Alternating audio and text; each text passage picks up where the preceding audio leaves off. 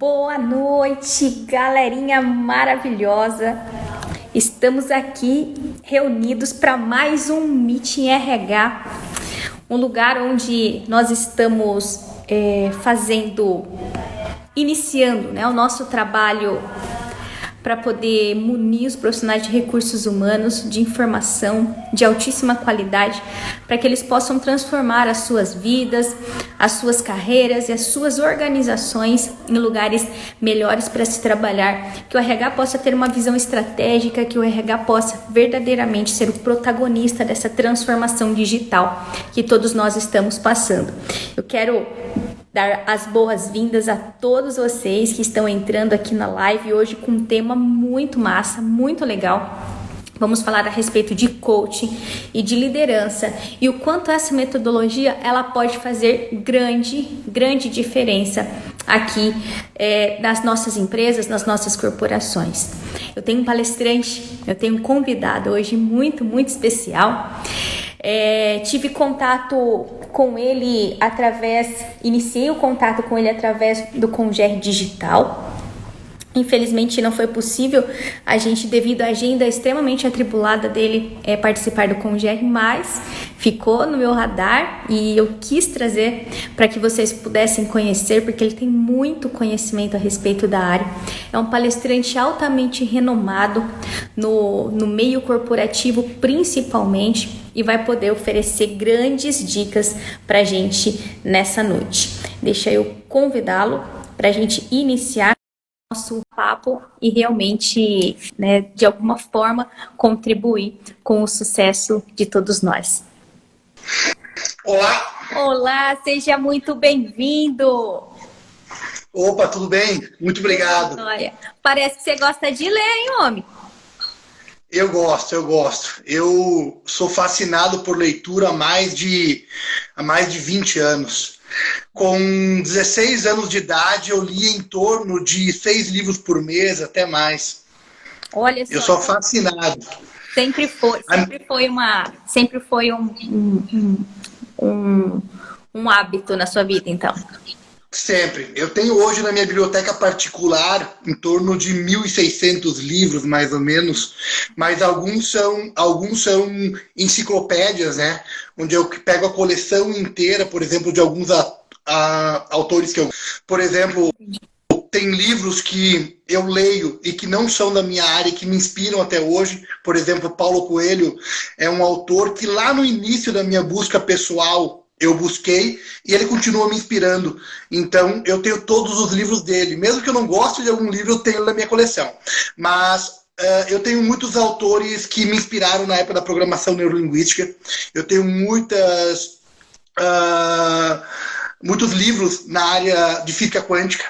Eu tenho muitos livros na área de tratamento clínico, porque eu atuei durante muito tempo em programação neurolinguística para tratamento clínico entre 2004 e 2009. Então eu tenho muita coisa nessa área. E uns 16%, 18%, quase 20% dos meus livros são em inglês, porque não tinham adaptação na época pro português. Então, eu amo muito ler, eu sou um cara fascinado. Hoje, por incrível que pareça, Tati, eu leio muito menos em quantidade, leio muito menos, porque eu sou um cara que gosto mais os meus livros hoje são mais técnicos, então eu não consigo ler quantidade. Às vezes eu passo 3 meses num mesmo livro. Entendi. O meu caso, acho que é um caso de coach. Vou aproveitar que eu tô com um assim na minha frente, de repente ele consegue me ajudar, Eu gosto muito de ler também, Thiago, mas eu tenho uma dificuldade muito grande de me concentrar num livro só.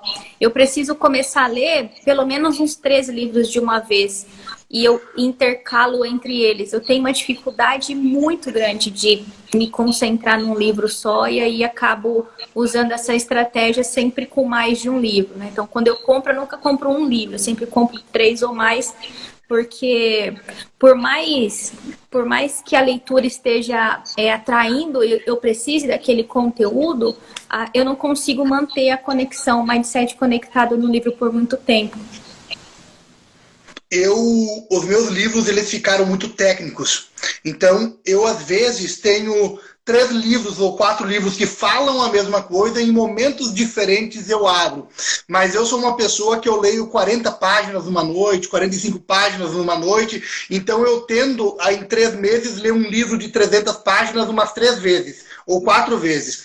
A primeira vez eu preciso para mim entrar no livro, a segunda vez para mim entender o livro, e a terceira vez para mim começar a aplicar o livro. Hoje eu não abro mais livros sem objetivo de aplicar o conteúdo dele. Eu não quero acumular números, eu não quero gastar minha energia nem gastar o meu tempo. Eu quero aproveitar o livro. Então, eu questiono muito em que fase da vida eu estou e que livro vai me saciar naquela fase que eu estou. Eu estou num momento agora da minha vida em que eu estou buscando muita coisa sobre performance, produtividade e resultados, que é uma coisa lá do início da minha carreira e que está novamente brilhando nos meus olhos. Agora tem uma coisa bem interessante, Tati. Existem vários tipos de perfis para você entender como a sua cabeça funciona. Talvez a sua cabeça esteja focada num perfil de aprendizagem que permita você abrir vários livros e fazer um aproveitamento integral. Talvez outra pessoa não consiga fazer isso. Algumas pessoas conseguem estudar com barulho, outras não. Depende muito do perfil, né? É isso mesmo. Bom, para a gente poder oficialmente abrir a nossa live aí, hoje nós vamos falar a respeito de coaching e liderança. O quanto que essa metodologia pode impactar a vida de pessoas, de líderes e de organizações. E eu quis trazer para vocês um especialista, eu vou deixar ele se apresentar, que eu acredito que seja muito mais fidedigno, para realmente poder tirar o máximo de proveito dessa live. Nós que temos aqui o objetivo de sempre de trazer um conhecimento curado, um conhecimento que realmente é aplicável ao dia a dia. Nós temos um cuidado, Tiago, muito grande nos convidados, né, nos convites que nós fazemos, justamente para ter essa questão de traga algo que eu vou conseguir aplicar no meu dia a dia, porque realmente a gente está cheio de lives, né, o tempo todo, muita informação, e às vezes a gente se confunde, se perde nesse mundaréu de coisa. Então, nosso propósito, nossa missão é fazer uma curadoria de conteúdo mesmo, para as pessoas que nos acompanham realmente possam aplicar esse conteúdo na prática. Bom, então, para a gente poder abrir daqui a pouco já a nossa conversa, o nosso bate-papo, queria que você se apresentasse, por favor, Tiago, para a galera. Essa live fica ao vivo e depois a gente faz um tratamento nela e sobe ela no canal do YouTube também, porque a gente tem muita gente que estuda e às vezes não dá para acompanhar a live inteira e depois tem a possibilidade, né, de consumir esse conteúdo no melhor horário para ele.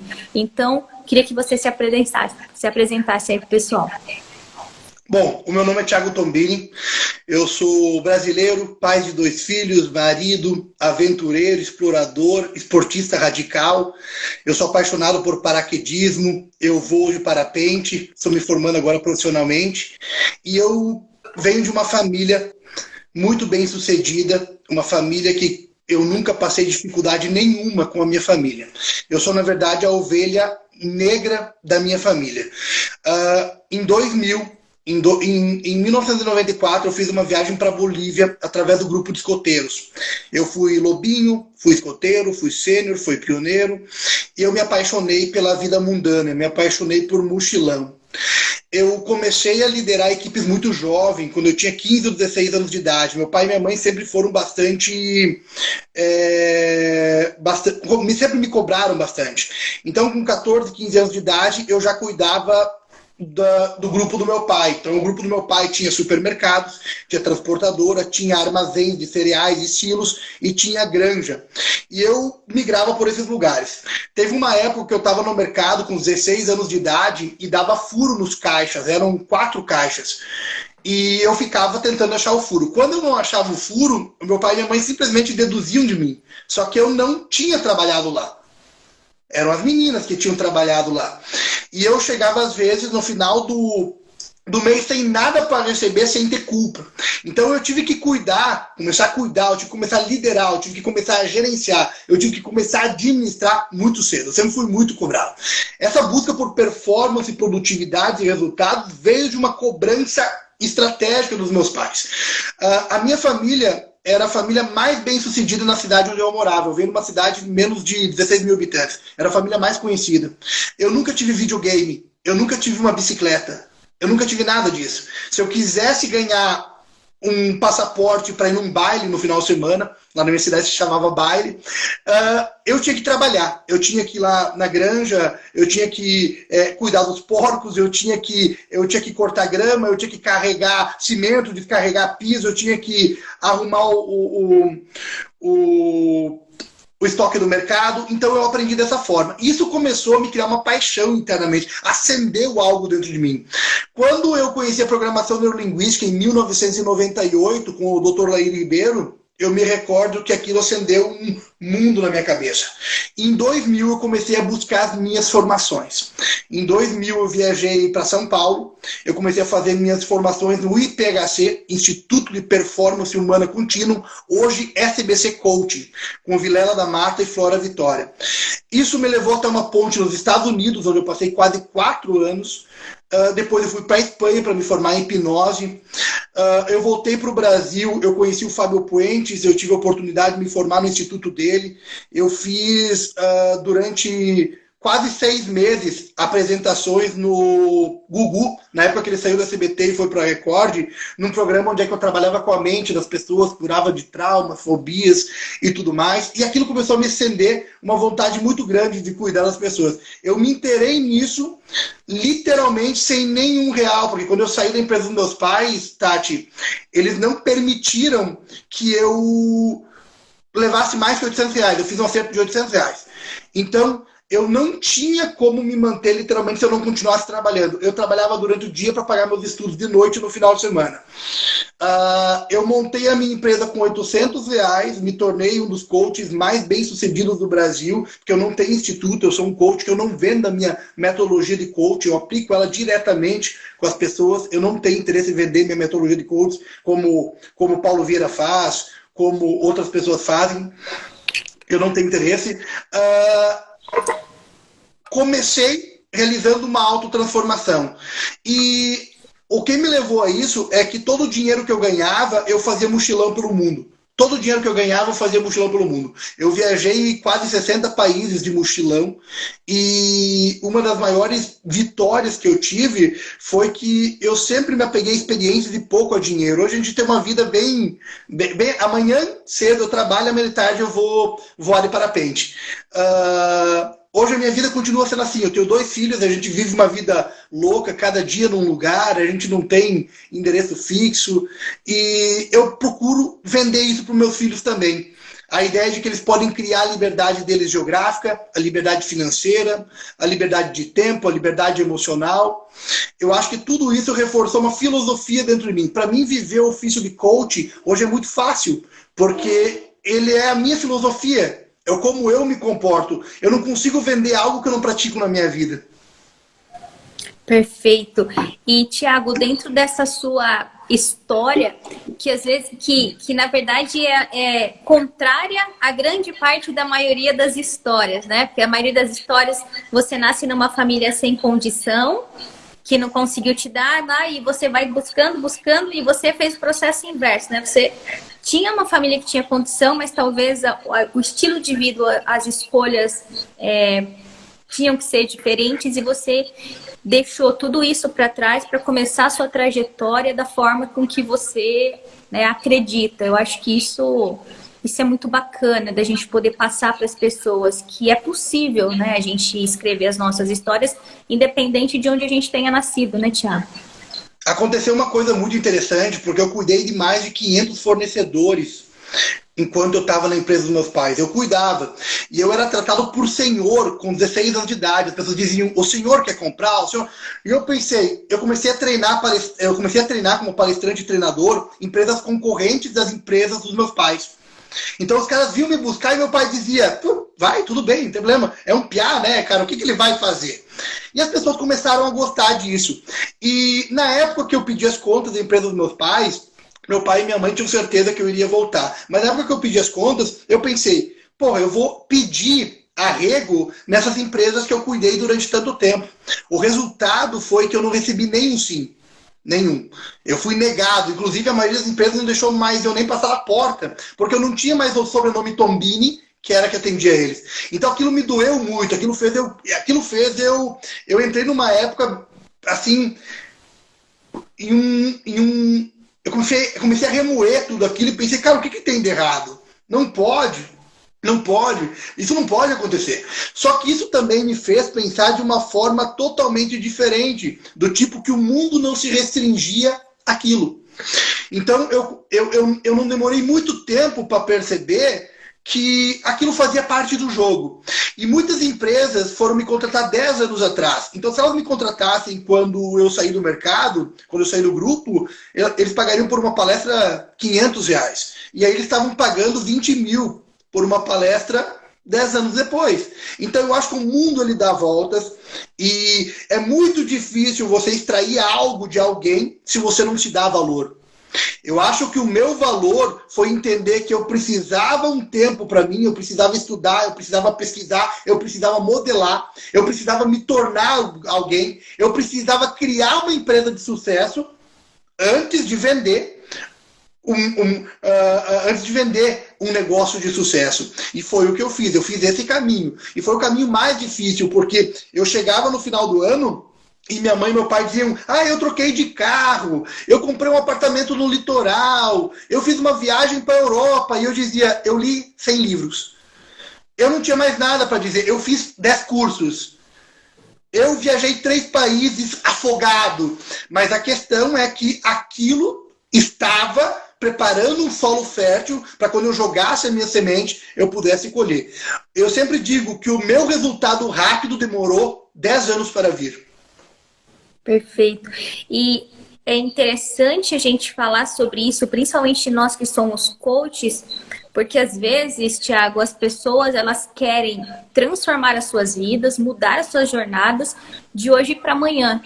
No entendendo que isso, na verdade, é uma trajetória entre acertos e erros e muita persistência e muito suor para que realmente as coisas se materializem na vida, né? Porque da mesma forma que a gente consegue chegar, às vezes, muito rápido, para se manter aonde a gente chegou, também é difícil, né? Também é suor. E entrando um pouco já no nosso assunto da noite, onde nós vamos falar sobre coaching e liderança, você acredita nessa combinação desses dois papéis? Um líder, ele pode ser coach também? Claro, claro. Pode sim.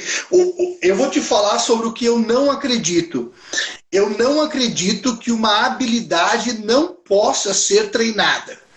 Então eu acredito que toda habilidade pode ser treinada. Então um líder, ele é fruto de um conjunto de habilidades. Dependendo do lugar onde ele se encontra, ele vai ter que ter determinadas habilidades. Eu posso ser um líder como técnico de futebol, eu posso ser um líder como capitão do meu time, eu posso ser um líder como o vocalista de uma banda, eu posso ser um líder como um âncora de um jornal famoso.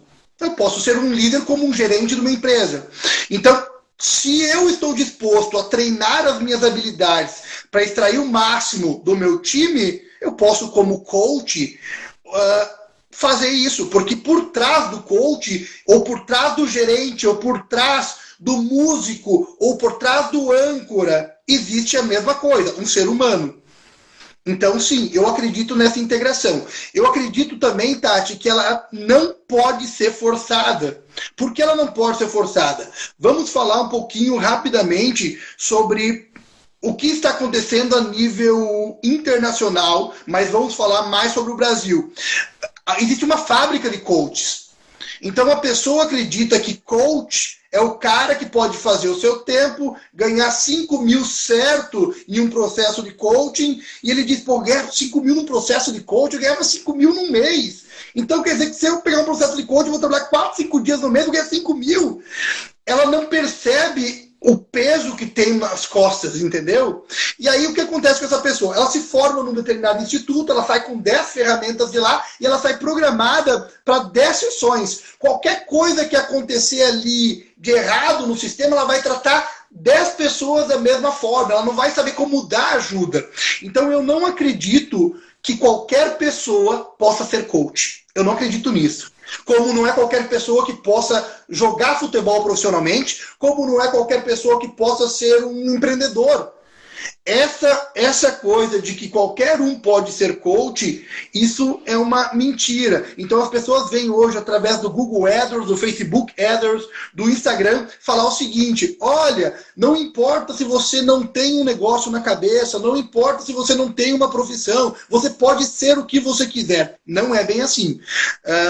Eu busquei ser coach desde o início da minha vida, mas não como coaching, como um cara que buscava extrair o melhor das pessoas. Porque na minha época não existia a palavra coach. Para mim a palavra não diz nada. Se você olhar hoje no meu escritório aqui, não existe nenhum diploma meu. Eu tenho hoje todos os diplomas que você imagina, como coach, como hipnólogo, como hipnoterapeuta, como programador neurolinguístico. E por que isso não está aqui? Porque as pessoas não vêm pelo meu diploma, as pessoas vêm pelo resultado. Eu não quero que as pessoas me contratem pelo meu diploma, eu quero que as pessoas olhem os meus resultados e digam o seguinte: o Thiago reflete aquilo que ele vende. Então, para mim, é muito difícil hoje essa fábrica de coaches, porque as pessoas estão formando pessoas que estão cuidando de outras pessoas, mas chegam de noite antes de dormir, tomam uma carga de remédios. E para acordar, tomam uma carga de remédio para poder tocar o dia. A pessoa não pode ajudar a outra pessoa se ela não consegue se ajudar. Você não pode dar aquilo que você não tem. Então, para mim, esse é o negócio. Um líder não pode ser coach se ele não tiver habilidades emocionais,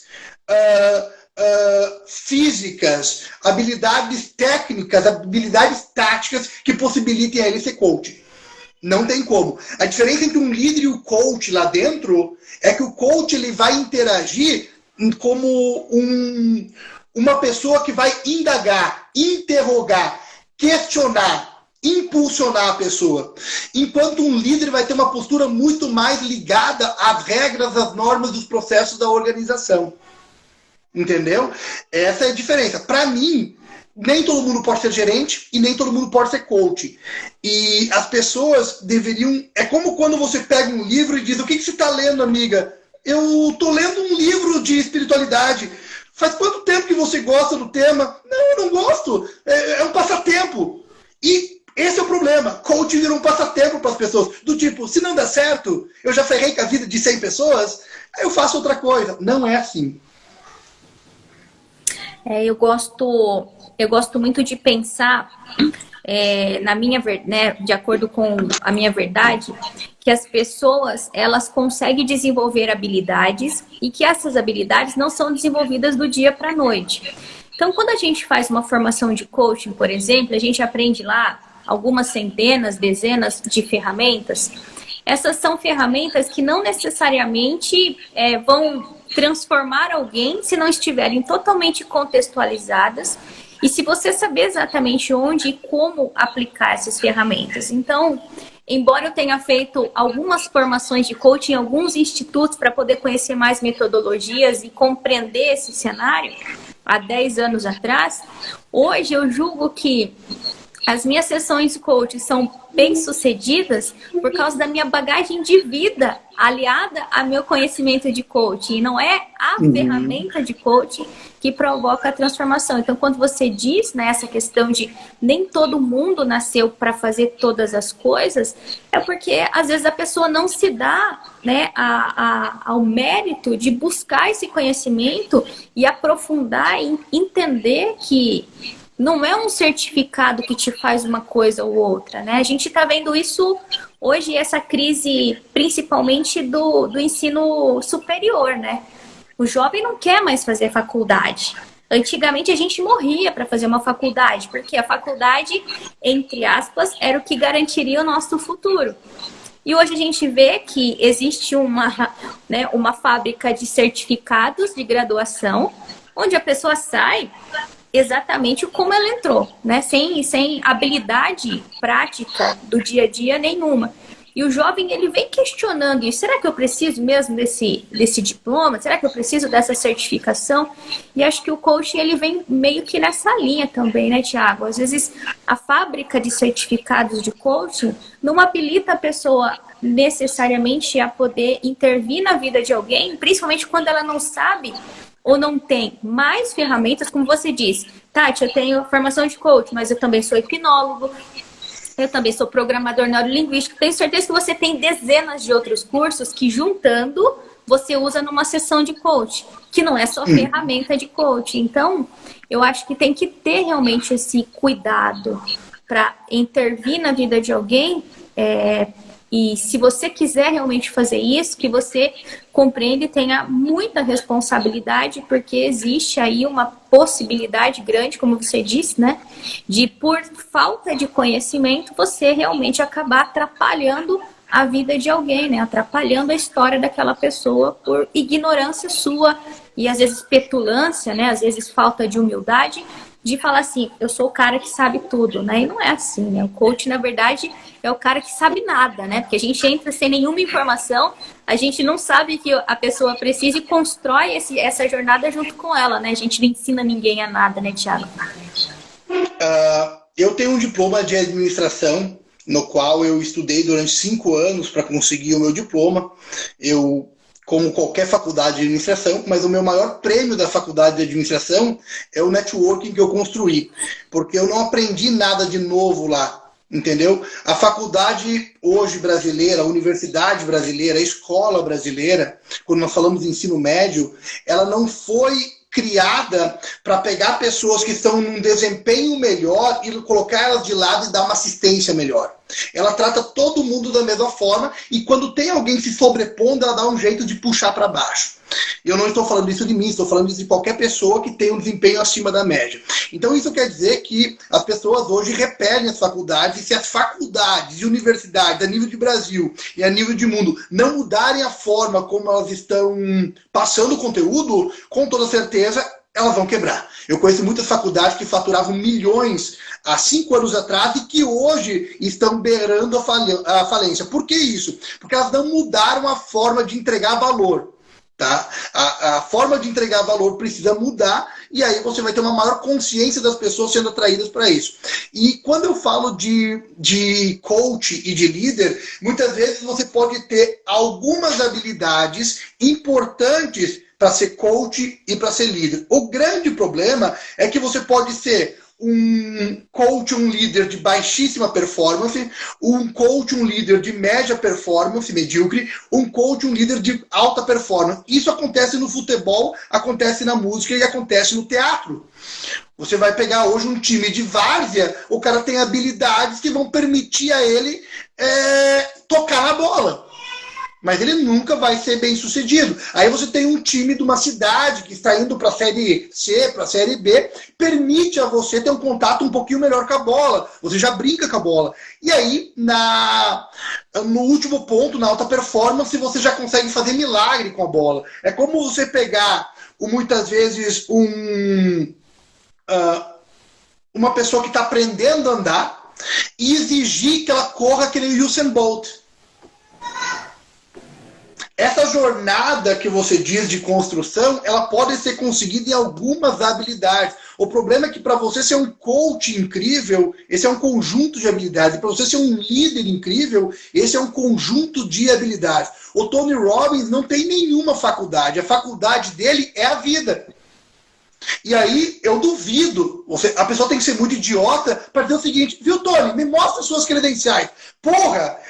Pare de ser otário, tem muita gente fazendo isso. As pessoas, o Silvio Santos coloca um vídeo, tem gente falando mal do cara. Saia de camelô e se torne um dono de televisão reconhecido internacionalmente. Pare de besteira. Esse que é o grande problema. Esses caras têm um conjunto muito seleto de habilidades. Então, vamos falar sobre coach. Como eu posso ser um coach melhor? A primeira coisa, eu preciso começar a conviver com pessoas que têm habilidades que são importantes para o que eu quero desempenhar. Porque dentro do coach eu tenho coach de equipes, eu tenho coach pessoal, eu tenho coach profissional, eu tenho coach de qualidade de vida ou de saúde, eu tenho o coach voltado para terapia, eu tenho um monte de coaches. Então, a questão maior é eu começar a colar nas pessoas que têm as habilidades que eu quero para mim poder me tornar um coach melhor.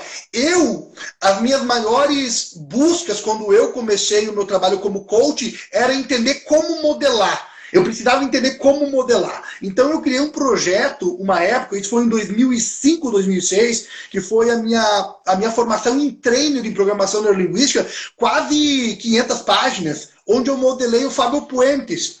E eu modelei como ele fazia para conseguir colocar as pessoas em transe profundo. E quando eu entreguei o projeto para ele, porque eu fiquei com uma via e o Instituto ficou com outra via, ele leu aquilo e ele olhou para mim e disse, cara, nem eu sabia que eu fazia isso. E qual é o problema de uma pessoa que faz uma coisa e não percebe? Ela não consegue replicar. Ela não vai conseguir duplicar a excelência, replicar a excelência. Ela não vai conseguir ser mais excelente. Então, uma pessoa excelente de verdade, ela tem noção dos seus pontos fortes. E ela precisa também ter uma noção dos seus pontos fracos. E ela precisa entender que ela não precisa trabalhar os seus pontos fracos. Isso é burrice. Entendeu? Eu sou um péssimo jogador de bola. Por que eu vou treinar esse ponto se eu não ganho jogo com isso, eu não ganho dinheiro com isso? Eu tenho uma guitarra que está aqui atrás, eu vou mostrar aqui atrás. E quando eu toco ela, eu toco a minha família. Porque ninguém aguenta eu ver tocando guitarra. Por mais que eu melhore a minha habilidade, eu nunca vou me tornar um guitarrista de sucesso. Então, por que eu vou ficar batendo nessa tecla? Isso é burrice. As pessoas precisam entender que elas precisam trabalhar duas coisas. Aquilo que elas já fazem bem e aquilo que elas precisam para crescer mais, para se desenvolver mais, para evoluir mais.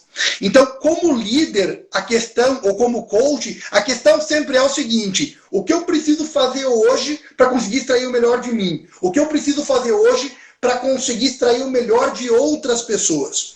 Tem uma coisa que a maioria das pessoas tem e que hoje não me domina mais. A maioria das pessoas sentem medo. Ela sente um medo profundo das coisas, um medo do passado, um medo do futuro, um medo do presente, um medo de altura, um medo... E eu aprendi a dominar isso. E como eu aprendi a dominar isso?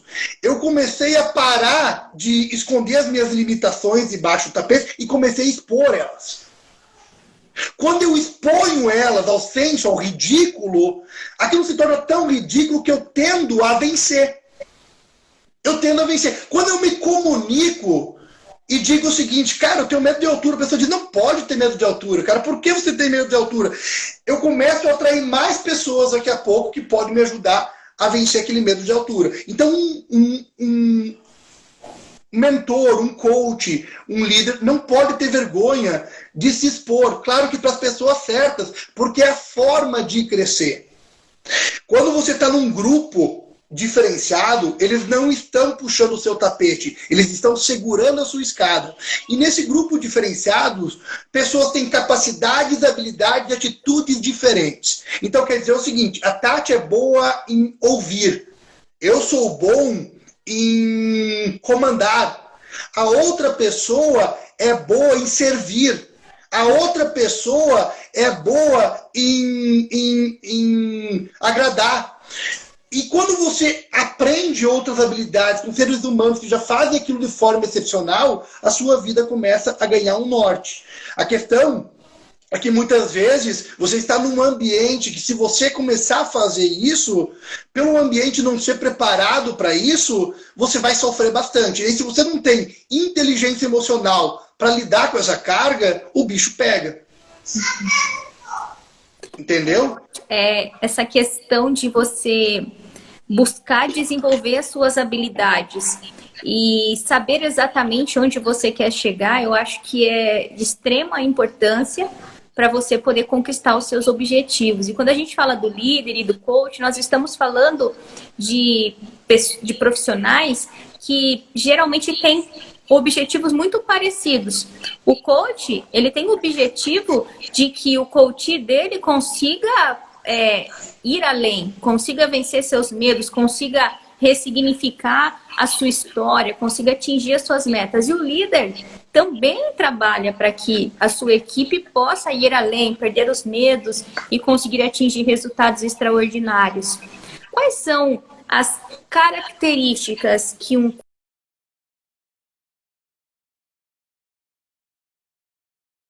perceber que existe essa similaridade também, Thiago? Tá, eu só preciso que você me repita essa última parte, Tati, porque travou aqui. Essa última, quais são as características que um coach precisa ter? Ok. É bastante complexo dependendo do meio que ele está inserido, mas vamos falar de características básicas que valem para uma microempresa e para uma multinacional. A primeira coisa, o líder, ele precisa ter uma capacidade de ouvir. Isso é básico. Não existe como você modificar outra pessoa sem ouvir. Não existe como você mudar outra pessoa sem ouvir. Não existe como você moldar outra pessoa sem ouvir. Por quê? Porque ouvir gera empatia. Ouvir gera empatia.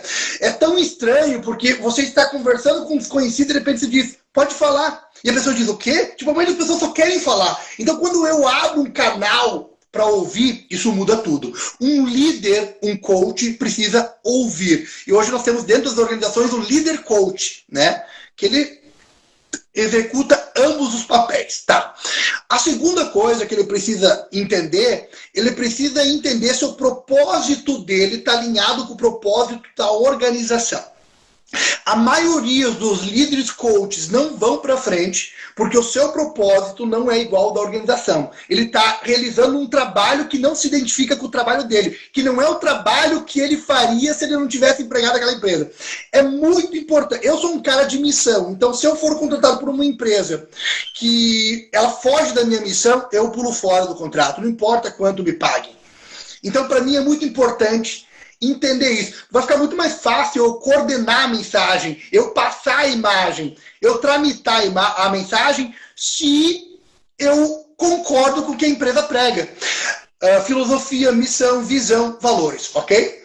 A terceira coisa que é muito importante, o líder precisa ter o senso de trabalho em equipe. Ele precisa entender, unir os esforços e transformar aquilo numa coisa perfeita. Por exemplo, se você pegar a seleção brasileira, nas últimas Copas, o grande problema é que nós tínhamos ótimos jogadores separados. Nós tínhamos os melhores jogadores do mundo separados. Mas quando juntava, o time era o pior do mundo.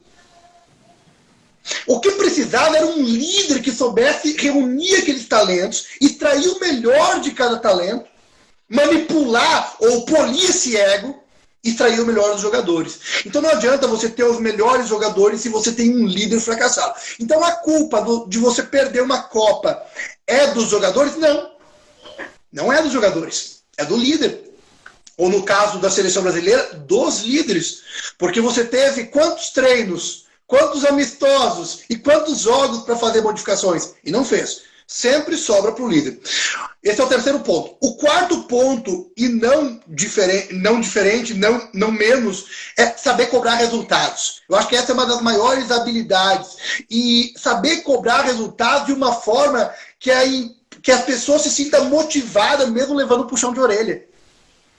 As empresas hoje, multinacionais, as empresas de marketing multinível, sabem como cobrar resultados. Como elas fazem? Tem 4 mil pessoas na plateia, 10 ganharam o prêmio. 10, de 4 mil, 10 ganharam o prêmio. E elas sabem como fazer daquelas 3.990 que sobraram, sair que nem louco na próxima semana vendendo. Elas sabem como cobrar, elas sabem como gerar aquela fome interna que movimenta a maioria das pessoas. E mais um fator que é bem importante na liderança, que normalmente está ligado à habilidade emocional: resiliência.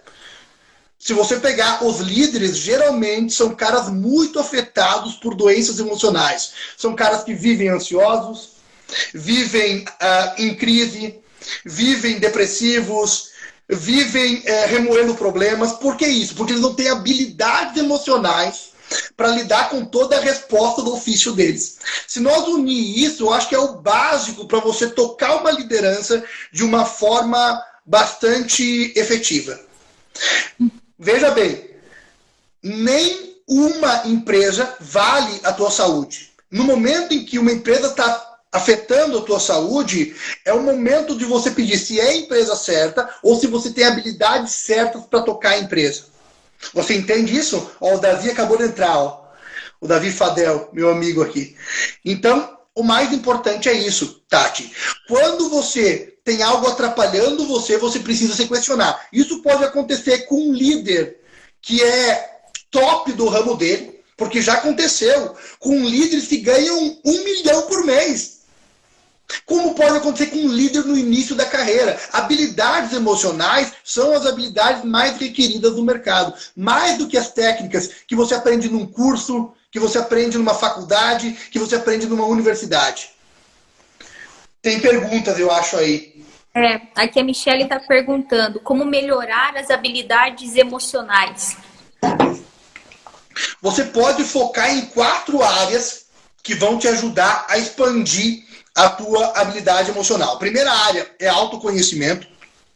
Autoconhecimento é a capacidade que você tem de gerar um conhecimento interno que possibilita você tomar as melhores decisões, executar as melhores ações e colher os melhores resultados.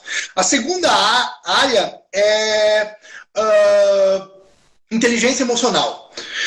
O autoconhecimento tem como filha a inteligência emocional, mas nem sempre os dois andam tão juntos. Então, o que é inteligência emocional? É a capacidade de você conseguir equilibrar o que está acontecendo no ambiente externo e o que está acontecendo no ambiente interno. É a capacidade que você tem de aproveitar tudo o que está acontecendo e não criar distorções, generalizações e omissões.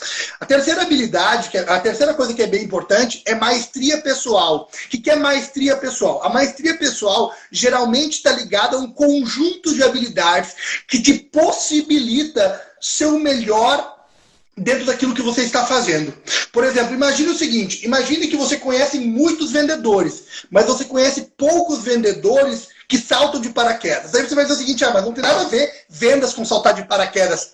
Não diretamente. Mas indiretamente, essa pessoa que está saltando de paraquedas, ela tem mais foco, ela tem mais equilíbrio, ela tem mais dinamismo. Algumas habilidades são requeridas para o cara que salta de paraquedas. Isso ajuda na maestria pessoal. A maestria pessoal está ligado a capacidades, habilidades, atitudes que são arrecadadas em coisas que normalmente as pessoas não fazem, que elas temem fazer. Aquelas poucas pessoas que fazem, elas acabam acometendo essas capacidades, habilidades, atitudes. Uma pessoa que sobe o Monte Everest, ela não conquistou a montanha. Ela conquistou ela mesma. Quantas pessoas do mundo que você conhece que conquistaram a si próprias? As pessoas estão sempre conquistando algo externo. Quer ver uma coisa, Tati? Eu vou fazer uma pergunta. Quantas pessoas dizem o seguinte, olha, eu sei quem ganhou o Big Brother, eu sei quem ganhou o Campeonato Brasileiro, eu sei porque o meu chefe usa preto, eu sei porque minha filha não gosta de arroz, eu sei porque o meu marido não gosta de cebola. E aí quando eu pergunto o seguinte, qual é o seu propósito de vida, a pessoa diz, não sei. Ela sabe tudo o que está acontecendo ao redor dela, mas ela não sabe o que está acontecendo com ela. Então, maestria pessoal entrega isso. E o último ponto é liderança emocional. Liderança emocional é a capacidade de você gerir apenas as coisas que fazem bem para você.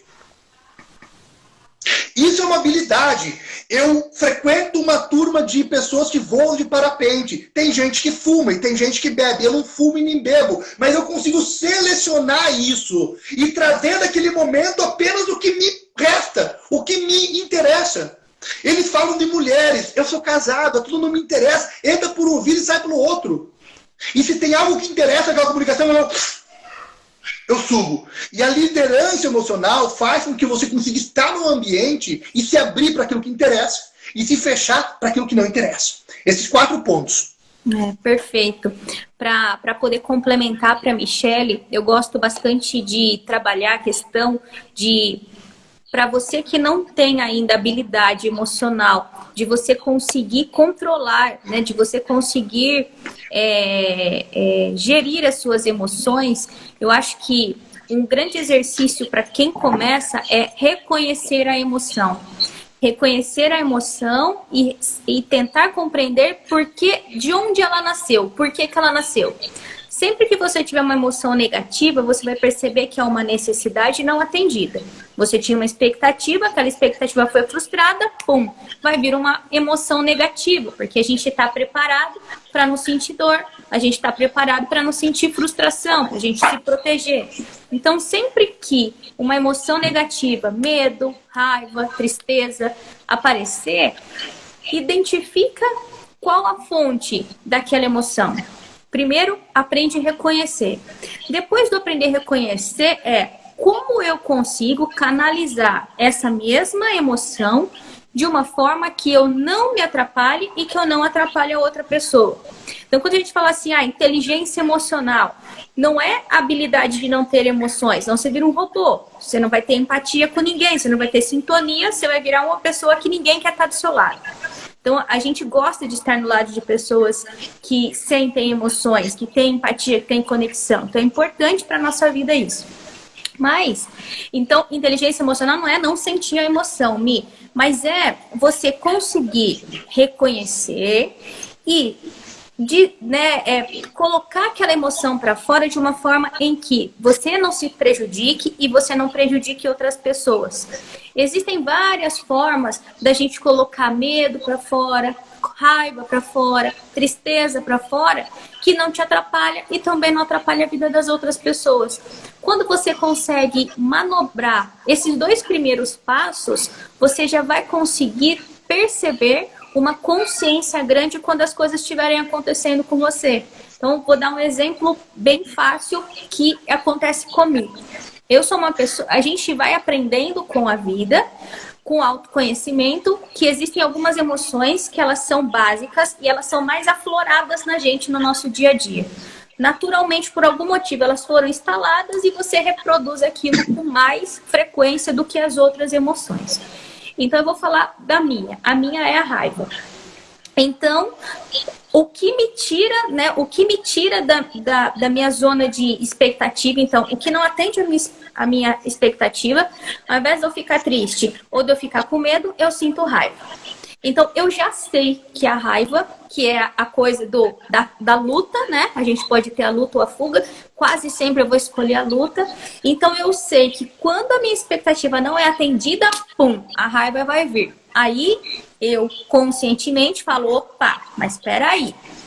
Se eu deixar essa raiva que já tá aqui dentro explodir, eu me prejudico as pessoas que estão à minha volta. Então, calma lá. Nesse momento, eu vou escolher, vou escolher colocar essa raiva para fora de outras formas. Então, assim, eu tenho alguns formatos no sentido, quando eu tô muito pé da vida e eu sei que eu tô a ponto de prejudicar alguém, porque vai sair, porque é impossível você ficar com aquilo o tempo todo dentro de você, eu vou me isolar. Então, as pessoas à minha volta, elas já sabem, Tati não veio para a empresa hoje, a Tati está respondendo mensagem da casa dela, porque eu estou no momento que eu estou frustrada, uma necessidade minha, ou por motivo meu, por motivo externo não foi atendido, e eu estou na minha linha de controle. Controle emocional no sentido assim, pode ser que eu magoe pessoas que não tem nada a ver com aquilo. Mas por que eu consigo fazer isso? Porque eu já sei que quando uma necessidade não é atendida a minha emoção natural é raiva. Tem pessoas que sentem medo, tem pessoas que sentem tristeza. Então, identificar qual é a sua emoção base, para você poder entender o porquê que ela nasce e formas que você teria de evitar se prejudicar e prejudicar as pessoas, mas ainda assim reconhecer e sentir a sua emoção, eu acho que é algo muito importante. Porque não tem aquela história, né, de não fique com raiva, não fique com medo, não fique triste. Não, é impossível não fique. Você vai ficar. Só que existem formas inteligentes de você colocar os seus sentimentos, as suas emoções para fora, Mi. Então, é dessa forma que a gente vai desenvolvendo as nossas habilidades emocionais, principalmente quando a gente está no comecinho. Depois a gente vai tendo mais manobras, a gente vai tendo a nossa liderança emocional, a gente vai tendo mais recursos para poder trabalhar com isso. Mas é o desafio de todo mundo, não é só o seu desafio, não. É o desafio de todo ser humano, é conseguir liderar as próprias emoções, porque o furacão que acontece dentro da gente, né, Tiago? Eu tenho um ditado que diz, paralelo a isso que você está dizendo, que quando você conhece os seus demônios, é mais fácil você exorcizar os seus demônios. Então, o que acontece? Quando você está repetindo uma emoção, você está criando um mapa para essa emoção. Quanto mais você repete, mais você fortalece esse mapa. E o que quer dizer isso? Que existe um momento onde é que você está repetindo uma emoção por causa de um acontecimento. E existe um momento onde é que você vai gerar um acontecimento para gerar emoção. Só para você entender. Toda vez que eu fico nervoso, eu fumo. É um exemplo. Então você começa toda vez que ficar nervoso, fumar. Toda vez que ficar nervoso, fumar. Toda vez que ficar nervoso, fumar. Chega um momento em que você gera uma dependência do seu cérebro para essa emoção ou para esse sentimento que vem com fumo. E aí o que acontece é que você começa a ficar nervoso, o cérebro começa a te deixar nervoso para que você fume. Esse mapa já está dentro de você. E é por isso que as emoções negativas precisam ser rastreadas. Porque elas criam um mapa emocional e esse mapa emocional tende a disparar sem que você perceba. Entendeu? Eu sou uma pessoa muito ligada a olhar o que está acontecendo numa semana na minha vida, ver os padrões repetitivos e interagir com esses padrões repetitivos para que eles não aconteçam mais na minha vida. Vamos falar sobre um padrão repetitivo. Pode ser um hábito, como pegar o celular toda hora. É um exemplo. Pode ser um hábito, como ir no banheiro, pegar o celular, ir abrir a geladeira, pegar o celular, ter uma folguinha na empresa e pegar o celular. É um hábito. Se eu acho que esse padrão está me incomodando, eu vigio ele e vou tirar ele da minha vida. E isso é muito importante. Eu dou um nome a ele. Eu entendo que naquele momento esse padrão está me incomodando. Eu posso, daqui a pouco, pegar e entender que quando eu tenho barulho do meu lado, eu fico nervoso. Então, ao invés de eu ficar suscetível a isso, eu vou lá e digo o seguinte: a partir de hoje eu preciso de um canto isolado. E eu sei que toda vez que eu preciso refletir, pensar, atender uma necessidade minha, eu vou para aquele lugar. Então é lógico, quanto mais você se conhece, mais você extrai de você. É isso mesmo. E essa questão da mudança de padrão, então, para quem está assistindo o nosso Meeting RH e, poxa, Tati, então vamos lá. Melhores insights da noite para eu poder ajudar o desenvolvimento da minha liderança, para eu poder aplicar metodologia de coaching com os meus líderes. Primeiro, importante você conseguir ouvir, na essência, as pessoas que estão à sua volta. Segundo, você não provoca a mudança de ninguém, mas você inspira a pessoa a perceber que ela precisa mudar. Quando? Quando algo que ela deseja muito pode não ser atingido por um comportamento dela. Então, RH, líder, identificar as necessidades, os desejos, os sonhos da sua equipe e trabalhar com esses desejos, esses sonhos é importante, porque é o que o coach faz o tempo todo. Por que uma pessoa escolhe quebrar uma crença limitante ou um trauma numa sessão de coach? Porque ela tem um desejo muito maior, que é muito maior do que a trauma que ela tem. Então, eu falo assim, não, calma, isso daí não faz mais sentido na minha vida. Eu não vou conseguir viver aquilo, Tati, então se eu continuar com isso, você não vai conseguir, então acabou. Isso já não faz mais sentido para mim. Então, líder, RH, entenda os desejos da sua equipe e trabalhe a favor desses desejos, para que você vá eliminando aquilo que vai atrapalhando a performance de todo mundo. E acho que o insight por último um líder, ele direciona, ele cobra, ele está junto. E o coach, ele inspira as pessoas a quererem ir além. Então, você usar de vez em quando a sua liderança para atingir alguns resultados. E você usar habilidades de coaching para você poder inspirar mudanças que sejam mudanças verdadeiras, vai fazer muito sentido no seu dia a dia.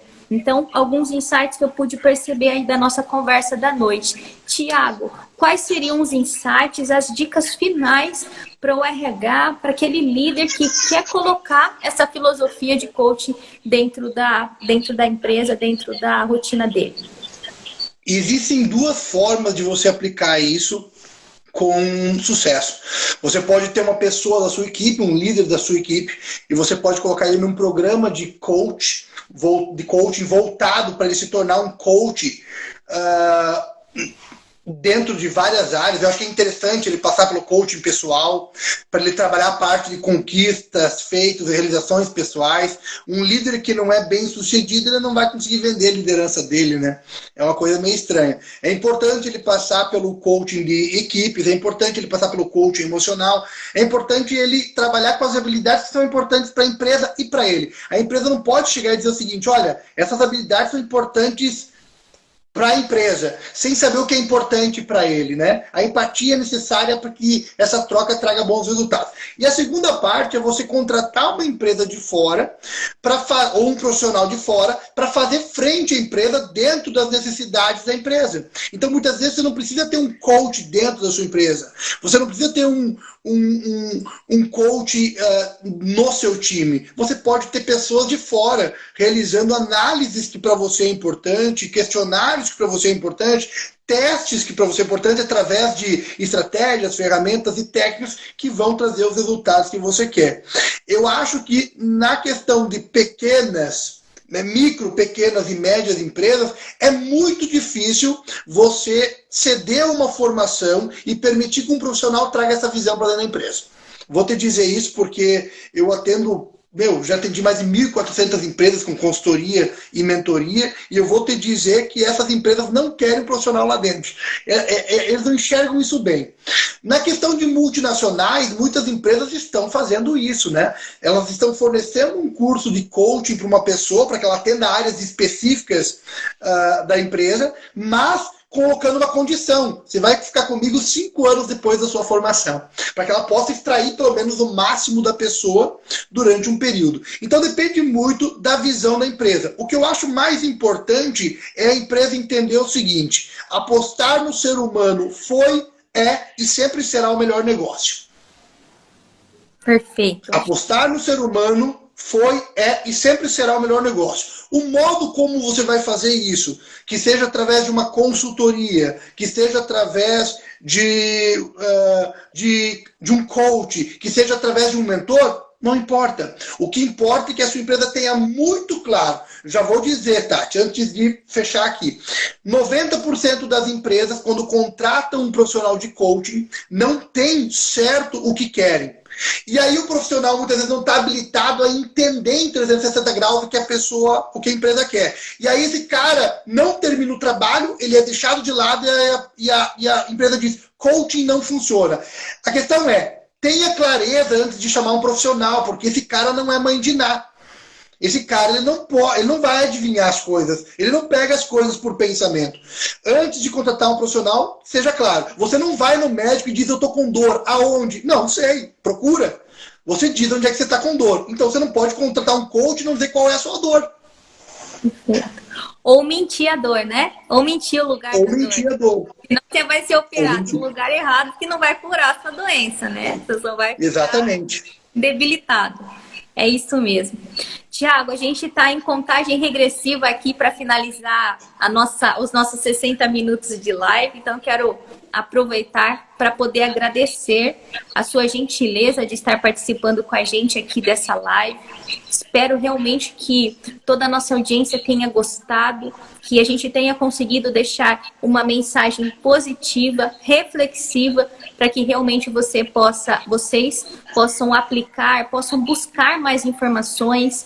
Existe muita coisa realmente errada no mercado de coach, como existe muita coisa errada no mercado de qualquer outro tipo de profissão. Sempre vai acontecer, mas existe muita coisa certa no mercado de coach também. Muitos profissionais, né, que são sérios, que realmente estudam, dedicam as suas vidas para poder ter ferramentas adequadas para poder ajudar na transformação que as empresas e as pessoas precisam. Então, eu adoro a a percepção de que sim, a empresa ela tem que investir nas pessoas e o profissional coach, independente de ser interno ou de ser contratado externamente, ele sim acaba ajudando muito a empresa nesse novo cenário. Tiago, quer se despedir da galera aí? Tem 40 segundos. Eu agradeço. Eu agradeço aí pela presença de todos. Espero que a gente tenha novos futuros papos como esse no futuro, né? Que venham outras lives tão imponentes quanto essa. Espero que vocês tenham aproveitado o conteúdo. Eu agradeço pelo convite. Perfeito. Então nos vemos aí numa próxima provocação de coach para coach. Boa noite, Tiago. Boa noite. Valeu, até mais. Boa noite. Valeu, tchau, tchau.